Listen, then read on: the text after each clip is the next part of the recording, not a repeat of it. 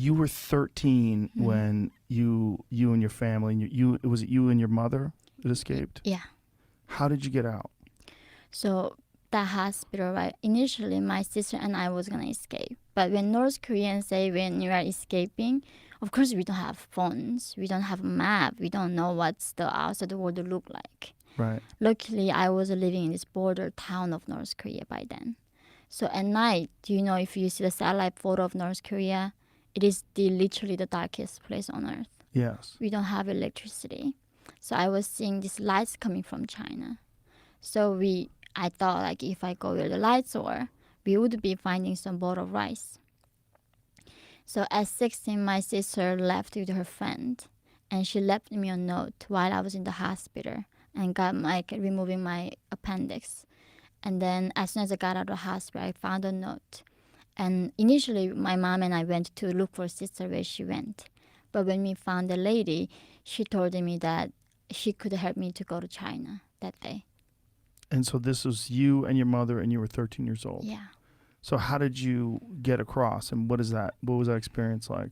So so I told my mom like come with me to China, and my mom was like, father is like, my father was home, he was waiting, but the thing is that the tragic thing for North Korea is we cannot even say goodbye to our loved ones. So if we got caught on the journey, and if my father knew that we were escaping, he's gonna be punished so much. So it's better off that he does not know that we are escaping for his own safety. Because they're going to torture you to the point that you're going to say anything. Because they do this all subconscious like torture that they make you not sleep. In a single room has like no air, much air. If you put there for 40 days alone, you go crazy. You say whatever they ask you. So if he actually knew that we were escaping, it wouldn't good for him. He would be dead. So I told him, I'm like, you cannot tell father that we are escaping. So that day we climbed up this several mountains, and then we went to the riverside. But she had a connection with the guards. Why did you not bring him with you? Because he's a man and he was sick. And somehow she said only women can go.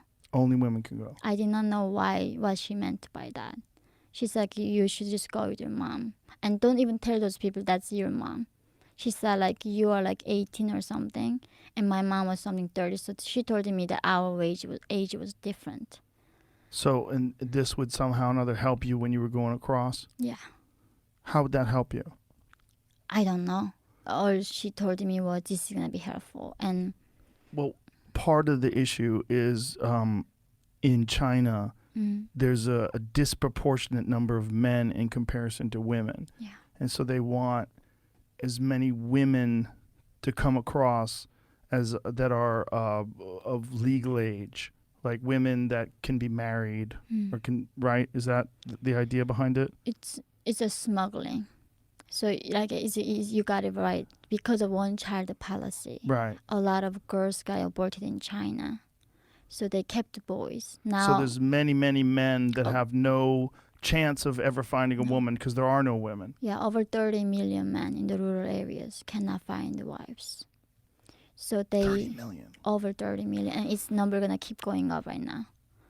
So that's a big problem for Chinese regime. But the thing is, even that, they don't allow North Korean women to stay there.